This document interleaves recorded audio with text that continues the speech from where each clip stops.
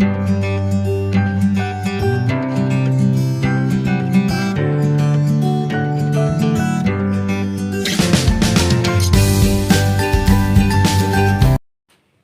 Students, welcome again. आज हम बात करेंगे क्लास 10th के चैप्टर नंबर 2 जो कि यूनिट सेकंड का पार्ट है। Unit second is algebra which carries 20 marks. और इस यूनिट 2 के अंदर जो आपके चैप्टर्स हैं वो है चैप्टर नंबर 2, 3, 4 एंड 5। तो इसमें से आज हम जो बात करने वाले हैं वो है चैप्टर नंबर 2, पॉलिनोमियल्स की। इस आज के पूरे वीडियो के अंदर हम पूरा चैप्टर पॉलिनोमियल रिवाइज करने वाले हैं आपके साथ। अगर उसके बावजूद भी कोई डाउट आपके पास रह जाए इस चैप्टर से related, please do right in the comment box. मैं इससे रिलेटेड एक वीडियो और आपके डाउट से रिलेटेड बना दूंगा। तो पहले आज समझते हैं कि आपके इसमें से डिलीटेड सिलेबस यानी रिवाइज सिलेबस में बचा क्या है। आपके इसमें पहला पार्ट है जीरोस ऑफ पॉलिनोमियल्स और दूसरा पार्ट है उन जीरोस का रिलेशनशिप और कोफिशिएंट। सिर्फ किसका? क्वाड्रेटिक पॉलिनोमियल्स का। सो सबसे पहले हम अंडरस्टैंड करते हैं कि जीरोस ऑफ अ पॉलिनोमियल्स हैं क्या। Zeros of a polynomial, zeros of a polynomial के बारे में तो मैं आपको कई बार जो स्टूडेंट्स हैं वो पूछते हैं कि सर अपने को पॉलिनोमियल के क्या कभी डेफिनेशन आ सकती है? बेटे ना तो कभी डेफिनेशन जीरोस ऑफ पॉलिनोमियल की आएगी, ना ही पॉलिनोमियल्स क्या होते हैं, बट आपको एग्जैक्टली आपकी भाषा में in your own language you must know polynomial क्या होता है और जीरोस ऑफ पॉलिनोमियल क्या होता है। हमारे को बहुत सारा कंफ्यूजन रहता है कि यार कोई भी अलजेब्रिक एक्सप्रेशन जो है दैट इज अ पॉलिनोमियल। नहीं भाई, अलजेब्रिक एक्सप्रेशन एक अलग चीज है, पॉलिनोमियल एक अलग चीज है। तो मैं आपको आज पॉलिनोमियल की डेफिनेशन बताने वाला हूं। पहले तो आपको ये कोई लर्न नहीं करनी है, you have to just understand. और जिस वक्त आप क्वेश्चंस करते हैं उन क्वेश्चंस के अंदर देखते हुए उसको समझना है। प्रॉब्लम यहीं पर गड़बड़ हो जाती है कि कई बार अपने को यही नहीं मालूम होता कि ये पॉलिनोमियल है भी या नहीं है। तो क्वेश्चन कई बार यही आ जाता है, check whether this is a polynomial और नॉट। आपकी एनसीईआरटी में भी क्वेश्चंस हैं कि इनको चेक करके देखिए पॉलिनोमियल है या नहीं। कहां पर थे? क्लास 9th में। अब हम क्लास 9th की बात, class 9th has gone, it's been too far. बहुत लंबी बात है, बहुत पुरानी बात हो गई है। तो एक बार दोबारा से रिवाइज करते हैं पॉलिनोमियल क्या है। एन अलजेब्रिक एक्सप्रेशन, तो सबसे पहली बात तो है ये एक अलजेब्रिक एक्सप्रेशन है, लेकिन सभी अलजेब्रिक एक्सप्रेशन पॉलिनोमियल नहीं है, बट सभी पॉलिनोमियल्स अलजेब्रिक एक्सप्रेशंस हैं। N algebraic expression of the form, किस फॉर्म का? a0 x raised to the power n plus a1 x raised to the power n minus 1 plus so on up to an, where a0 0 ना हो and n is a positive integer, n can never be। दूसरे शब्दों में बात करें कि जो power होती है किसी भी वेरिएबल की एक्सप्रेशन के अंदर, वो अगर नेगेटिव नहीं है और फ्रैक्शन में नहीं है तो वो क्या चीज है? पॉलिनोमियल है। इसमें एक टर्म भी हो सकती है, दो टर्म भी हो सकती है, तीन और ज्यादा टर्म्स भी हो सकती हैं। और नंबर ऑफ टर्म्स को हम कैसे काउंट करते हैं? अगर कभी भी किन्हीं के बीच में प्लस या माइनस का साइन आ रहा है तो वो डिफरेंट टर्म्स काउंट होती हैं। अगर मल्टीप्लीकेशन में तो वो सिंगल टर्म ही रहती है। तो अब ये तो हो गया व्हाट इज अ पॉलिनोमियल। अब बात आती कि जीरोस ऑफ अ पॉलिनोमियल। हमें लगता है जीरो मतलब जीरो, नहीं, एक ऐसी वैल्यू ऑफ द वेरिएबल वो कांस्टेंट वैल्यू होगी। क्या होगी? Constant. Zero of a polynomial की डेफिनेशन भी जीरो ऑफ अ पॉलिनोमियल, ये याद रखिए। आपको कोई डेफिनेशंस लिखने के लिए नहीं आएंगी। कई बार बच्चे क्या होते हैं they want to learn these definitions. याद नहीं करना है बेटा, you just have to understand. आप अपनी भाषा में इसको समझिए, इसीलिए मैं आपको हिंदी और इंग्लिश दोनों में बता रहा हूं. You don't have to learn it. Zero of a polynomial एक वेरिएबल की ऐसी value, the value of variable which when put in the polynomial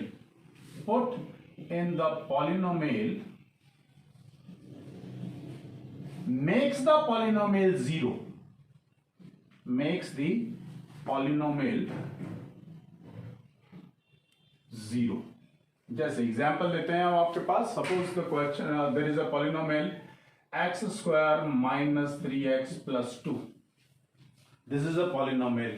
If I put x is equal to 1, x को 1 रखा हमने, तो ये आ गया 1 square minus 3 into 1 plus 2. That is 1 minus 3 plus 2. 3 minus 3 is equal to 0. यानी x को 1 रखने से इस पॉलिनोमियल की वैल्यू 0 हो गई, तो 1 is a zero of the given polynomial. इस पॉलिनोमियल का 1 एक 0 है. अब और खास बात है कि जितनी भी किसी पॉलिनोमियल की हाईएस्ट पावर है, उतने उस पॉलिनोमियल्स के जीरोस हो सकते हैं. यानी एक क्वाड्रेटिक पॉलिनोमियल है तो उसके टू द मैक्सिमम 2 ही जीरो हो सकते हैं, ज्यादा से ज्यादा 2 जीरोस. अब वो कोई जरूरी नहीं कि वो दोनों जीरोस रियली हों. अब ये बच्चे 10th वाले सोचते होंगे कि ये रियल का मतलब क्या है, कि कई बार क्या होता है कि हमारे पास वैल्यू एक ही आई, दूसरी वैल्यू निकल ही नहीं रही है, तो वहां पे हम क्या कहेंगे, क्या इसके जीरोस नहीं हैं. जब when you will go to class +1 तो आपको पता चलेगा कि रियल के साथ इमेजिनरी वैल्यूज भी होती हैं, तो उनको कॉम्प्लेक्स नंबर्स बोलेंगे, वो आप अगले साल सीखेंगे.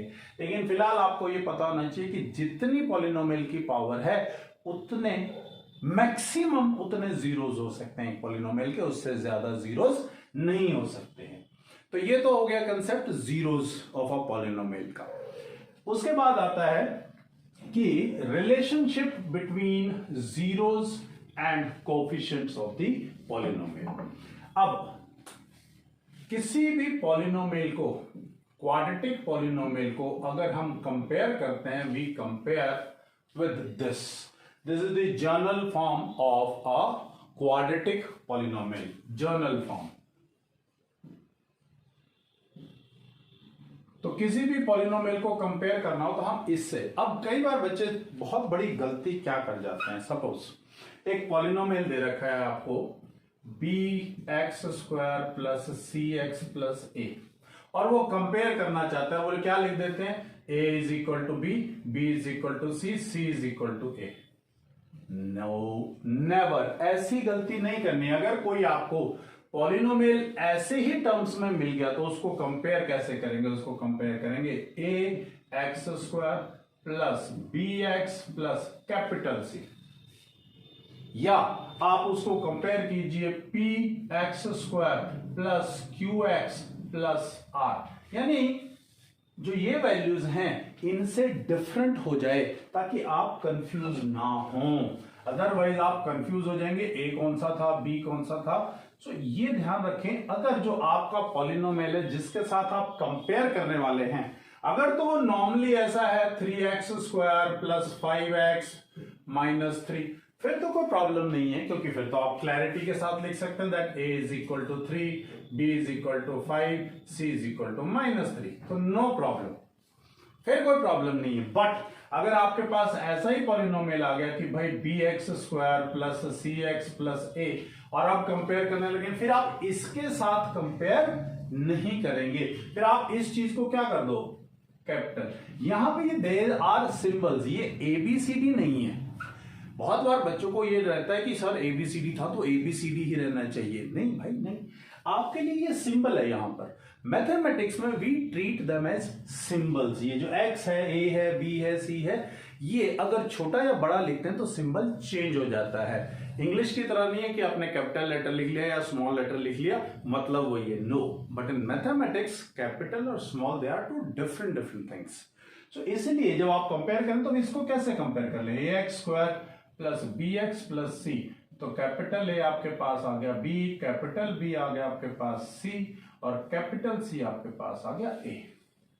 तो फिर उसके बाद आप आगे का काम करें। तो रिलेशनशिप के बारे में बात करते हैं, क्या रिलेशनशिप है भाई। देखिए मैंने आपको बताया था कि एक क्वाड्रेटिक पॉलिनोमियल के मैक्सिमम कितने जीरोस हो सकते हैं, 2।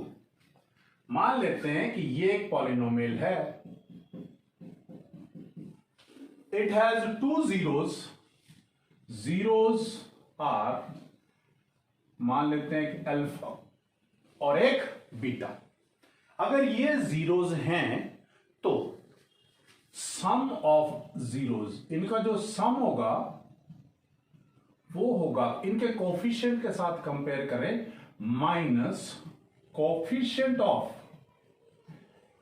x divided by coefficient of x square. बच्चे कैसे याद रख लेते हैं कि हमें मालूम है कि सम ऑफ जीरोस होता है माइनस बी बाय ए। अब वो वही गलती करते हैं कि वो माइनस बी, भाई आपको लर्न ये रखना है, जब आप कंपेयर करते हैं अगर इसके साथ कंपेयर हो पा रहा है देन इट इज ओके, अगर नहीं कंपेयर हो पा रहा तो आपको ये याद रखना है कि भाई जो सम ऑफ जीरोस है वो होता है minus coefficient of x bye coefficient of x square, और ये क्या है अल्फा प्लस बीटा, यानी ये हैं जीरोस। सम ऑफ जीरोस का मतलब है इन जीरोस को प्लस करूं तो भी वही वैल्यू आएगी, या मैं माइनस कोफिशिएंट ऑफ एक्स को कोफिशिएंट ऑफ एक्स स्क्वायर से डिवाइड करूं तो भी वही वैल्यू आएगी। और प्रोडक्ट ऑफ जीरोस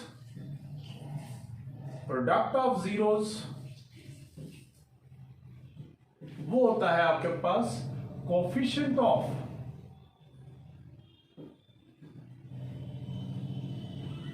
अब कोफिशिएंट खत्म हो गया, यहां पर क्या आएगा constant term divided by coefficient of x square, coefficient of x square that is c by a, वो है माइनस बी बाय ए। अब बच्चे जो है अगर तो आपके पास कांस्टेंट कोफिशिएंट्स वाला कोई पॉलिनोमियल है तो उसके लिए तो आसान हो जाता है आपके लिए ये कंपेयर करना, लेकिन अगर वेरिएबल कोफिशिएंट्स वाला, इनको बोलते तो हम आर्बिट्ररी कांस्टेंट्स हैं, ये जो ए बी और सी हैं इसके अंदर दे आर आर्बिट्ररी कांस्टेंट्स, और एक्स जो है दैट इज अ वेरिएबल। तो अब आर्बिट्ररी कांस्टेंट नया शब्द आ गया आपके पास। आर्बिट्ररी कांस्टेंट का मतलब है ये एक ऐसी कांस्टेंट वैल्यू है जो जब कभी भी दी जाएगी तो कांस्टेंट वैल्यू होगी, अभी दे नहीं रखी है लेकिन जब भी दी जाएगी that will be a constant term, ये वेरी ही करते रहेंगे, ये बदलते रहेंगे। क्लियर है? तो मैं एग्जांपल लेकर के दिखाता हूं आपको, और उसके बाद थोड़ा सा और एक्स्ट्रा इस बारे में ही इसी कंसेप्ट से रिलेटेड बात करेंगे।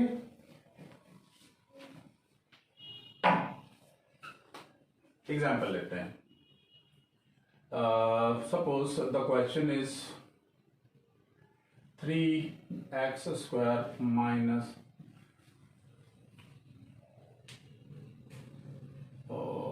-2x. Find the zeros of the given polynomial and compare with the coefficients.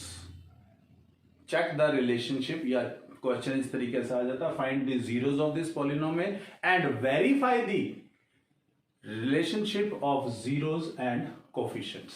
तो सबसे पहले you will find out, you need 2 such number जिनको मल्टीप्लाई करके आए 15, माइनस का साइन है तो सब्ट्रैक्ट करके आए 2, तो 15 के आपने फैक्टर्स बनाए, 2 पे नहीं जाता, 3 पे, 3 into 5 और किसी पे नहीं जाता, सो सब्ट्रैक्ट करके 5 and 3, तो 3x square minus 5x plus 3x minus 5, take out common x, that is 3x minus 5, we'll take out common 1, 3x minus 5, and it is 3x minus 5 and x plus 1. तो एक बार 3x minus 5 is equal to 0, एक बार x plus 1 is equal to 0, 3x is equal to 5 and x is equal to 5 by 3 and x is equal to minus 1. So zeros are minus 1 and 5 by 3. These are the zeros. Now we have to verify their relationship. So sum of zeros, first of all we'll compare the given polynomial with ax square plus bx plus c. It is not a compulsory part. कई बार बच्चे सोचते हैं कि sir ऐसे ही करना पड़ेगा. No, it is not a compulsory part. अगर आप नहीं भी करते हैं, मैंने आपको फॉर्मूला बता दिया था क्या कि sum of zeros is equal to minus coefficient of x divided by coefficient of x square if it is in variable is in x. अगर ये y में होता तो minus coefficient of y divided by coefficient of y square. अगर ये variable s में होता तो minus coefficient of s divided by coefficient of s square. तो sum of zeros it is minus b by a. तो left hand side sum of zeros minus 1 plus 5 by 3. Your LCM is 3 minus 3 plus 5, that has come 2 by 3. Right hand side is minus b by a, minus of minus 2 by a, that is 3 and 2 by 3. Left hand side is equal to right hand side for first part. Then product of zeros, that is c by a. Left hand side, product of zeros, minus 1 into 5 by 3, that is minus 5 by 3. And c by a, c is minus 5 and a is 3. So left hand side is equal to right hand side. Hence verified. ये हो गया आपके पास. One type of question is this. और क्या पूछ लेते हैं, आपके पास किस टाइप के और क्वेश्चंस आ सकते हैं कि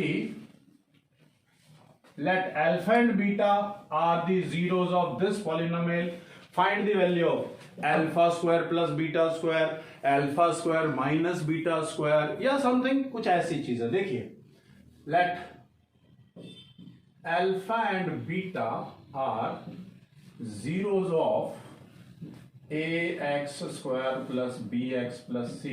Find alpha square plus beta square.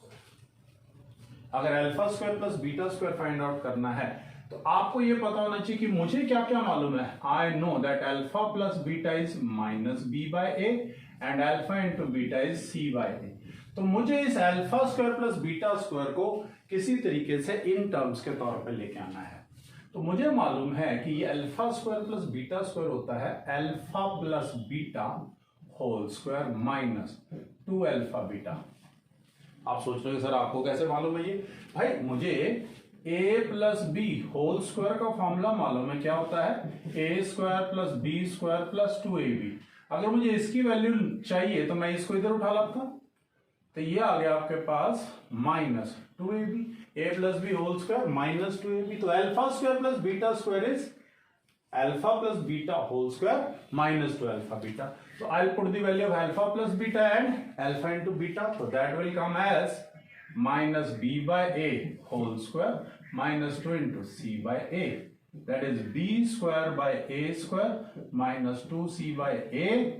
LCM is a square b square minus 2ac. And that is your value of alpha square plus beta square. अब मान लीजिए आपके पास आ जाता है find the value of alpha square minus beta square. ऐसा अपने पास कोई formula नहीं था. अल्फा स्क्वायर माइनस बीटा, तो I know I can write it as alpha plus beta into alpha minus beta. अब अल्फा प्लस बीटा की तो value मालूम है, अल्फा माइनस बीटा की वैल्यू नहीं मालूम है हमें. तो हम क्या करते हैं, alpha minus beta whole square ये होता है alpha plus beta whole square.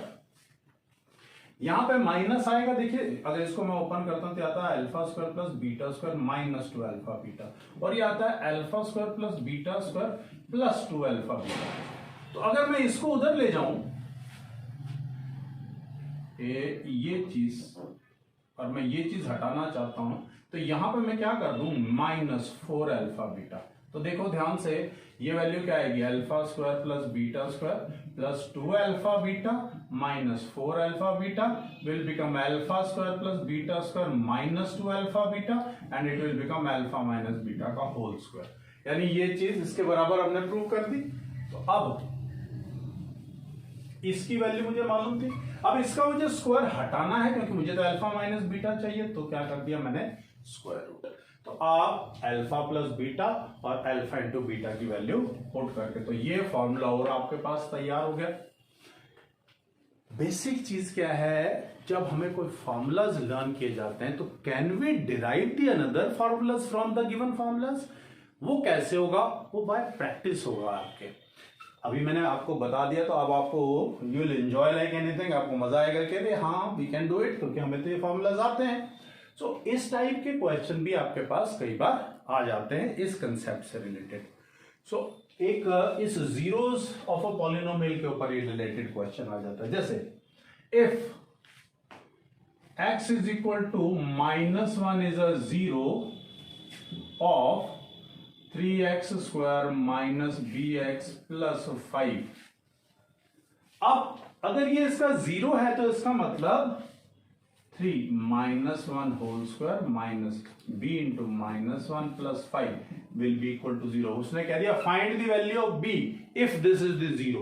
तो आपने क्या करना है, ये जीरो वाली वैल्यू, क्योंकि जीरो पॉलिनोमियल का मतलब है वेरिएबल की वो वैल्यू जो पॉलिनोमियल को किसके बराबर कर दे, जीरो के। So that I will be 3 plus b plus 5 is equal to 0, 8 plus b is equal to 0 and b is equal to -8। So इस टाइप का भी 1 मार्क में आपके पास क्वेश्चन आ सकता है। तो मैंने आपको ये दोनों कंसेप्ट्स क्लियर कर दिए हैं। आपका काम है कि बहुत सारे क्वेश्चंस फाइंड आउट करते हुए इनके आपने प्रैक्टिस करनी है। और अगर फिर भी कहीं कोई प्रॉब्लम आती है किसी क्वेश्चन में, तो please do comment me. Thank you very much.